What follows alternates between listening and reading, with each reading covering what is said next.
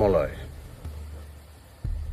জয়নাল শাক পাতা খেয়ে বড় হয় নাই, মানুষ খুন করতে করতে বড় হয়েছে।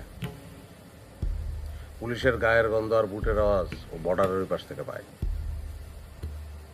সবাই একসঙ্গে ঢুকলে ও আন্ডারগ্রাউন্ডে চলে যাবে।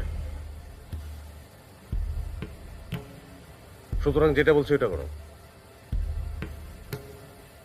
ওয়েট করো, রেডি থাকো 20 মিনিট। Okay sir.